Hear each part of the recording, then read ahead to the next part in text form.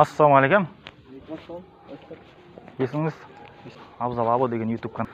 Мына лежащий полиция заңды ма, заңсыз ба? Заңсыз, заңды болған жүру керек. Және де о жерде тағы біреу бар, жұмыс көрсетейін. Оны білесіз ғой, а? Негізі мектептің лежащий полиция қандай жерлерде тұрады, білесіз ғой? Арызыңыз бар ма? Арызым бар. Мектептің алдында жоқ. Мектептің алдында жоқ та, мына жерде екі жерде тұр.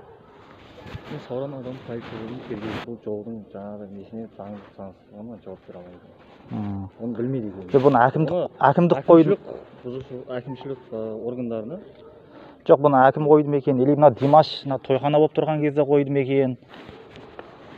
Соны білмей тұрмын да мен. Бұл заңсыз деп ойлаймын, өйткені бұл мектептің алдында ғана болады да бұндайлар.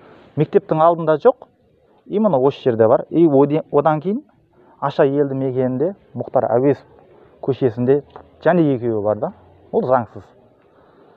Қатынастар бөлімі бар ма осы Шорнақта? Бар, аудан ашылды. Жаңа автокөлік және жол органдар бар ғой. Ол қай жерде ол мекеме? Білмейді екенмін. Мекеме жаңадан ашылған қай жерде екенін білмедім. Автокөлік осындай жол знактарға қарайтын не болу керек қой негізі. Көшенің атын да білмеймін бұны. Машина несіне барып жазайық. Және анау жерде тағы біреу бар екен. Бұл көшенің аты қалай аталады өзі? Алтынсарин да? Болды. Оған негізі айыппұл бар ғой, білесіз ғой, а? Жаңа автокөлік жолдарын бүлдірген үшін бір айыппұл бар ғой.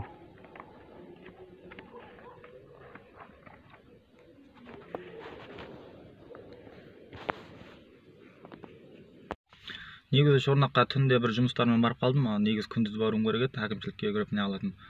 Полицейскийге уәде бергем, сіздің тұрыңызды және де ат жөніңізді алып тастаймын деп видео монтаждалған, оны алып тастадым сұрауы бойынша. Енді бір 15 күнде күтеміз.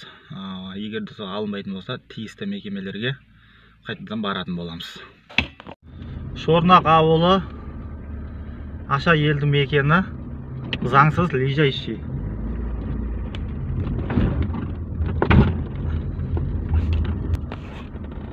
Мұхтар Әуезов көшесі. Мына жерде екінші. Бұл өте үлкен екен. Мынау екінші.